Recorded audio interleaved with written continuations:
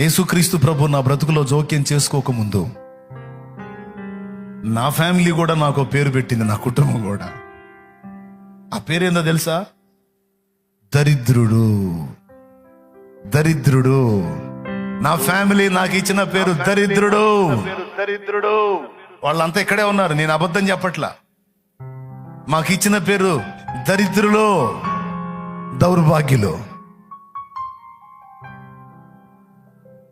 జీవం గల నా దేవుడు ఆయన రెక్కల కిందకి వెళ్ళినప్పుడు దరిద్రుడా, దౌర్భాగ్యుడా అని పిలవలా.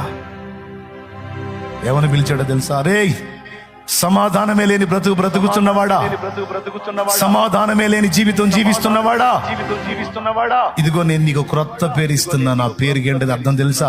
సమాధానమునకు రాజు. షాలేము రాజు. నీకు